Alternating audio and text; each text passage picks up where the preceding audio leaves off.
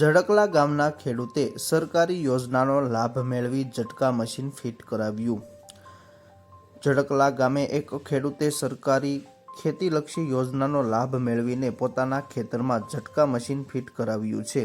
હાલ ખેતીમાં વધતી મહેનત અને પશુઓ દ્વારા થતું પાક નુકસાન ખેડૂતો માટે એક મોટો પડકાર બન્યો છે. તેવા સમયે સરકાર દ્વારા આપવામાં આવતી સહાય યોજનાઓ ખેડૂતો માટે આશીર્વાદરૂપ સાબિત થઈ રહી છે. મારું નામ બારૈયા ભગવાન ભોળાભાઈ છે. મારો તાલુકો જેતર, જિલ્લો ભાવનગર, ગામ જડકલા.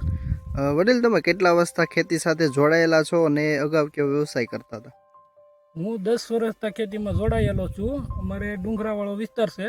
નીલગાય ને ભૂન ને એ બધાનો ત્રાસ હતો. પછી અમારે ઋતિકભાઈ બારૈયાની દુકાન છે, એની પાસેથી અમે આપણે ઝટકા મશીન લીધું છે. એ પાસ થયું છે આપણે સોલાર સબસિડીવાળું. એમાં આપણે કાંઈ ભરવા નથી પડતા, મફતમાં ઝટકા મશીન આવે છે. કઈ કઈ વસ્તુ સાથે આવી છે? એમાં આપણે પેનલની એક સ્ટેન્ડ આવે છે, ઝટકા મશીન આવે છે, મોટી બેટરી આવે છે. તમે કેટલા વીઘામાં અત્યારે વાવેતર કરો છો પાકનું, અને અગાઉ કેવું નુકસાન થતું હતું તમારે? પહેલાં મારે બહુ નુકસાન થતું હતું ને 14 વીઘાનું વાવેતર કરું છું. અત્યારે અમારે ભૂન કે રોજ કાંઈ આવતું નથી.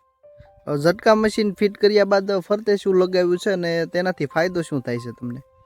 એનાથી આપણે ફરતી દોરી મારી છે ઝટકાની. અત્યારે એનાથી આપણે કાંઈ આવતું નથી વાડીમાં, કોઈ વસ્તુ ભૂન કે રોજ કાંઈ નહીં, નીલગાય કોઈ વસ્તુ નહીં. આજના આધુનિક યુગમાં ખેતીને આધુનિક બનાવવા માટે સરકાર દ્વારા આધુનિક સાધનો અને મશીનરી પર સબસિડી અને સહાય આપવામાં આવી રહી છે.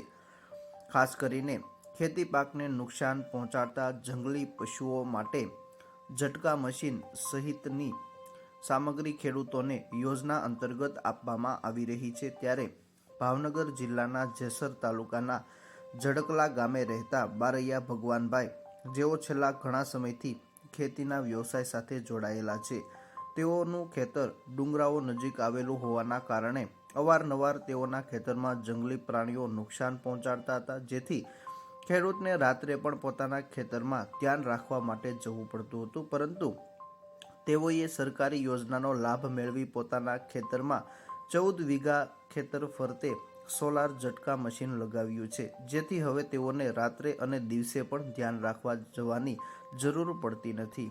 ખાસ તો આ ઝટકા મશીન સોલાર ઝટકા મશીન યોજના અંતર્ગત નિઃશુલ્ક ખેડૂતે મેળવ્યું છે, જેથી હવે તેઓનો જે પાક છે તેઓને જંગલી પશુઓ નુકસાન પહોંચાડતા નથી અને અવારનવાર તેઓને ખેતર પર ધ્યાન રાખવાની પણ જરૂરિયાત રહેતી નથી.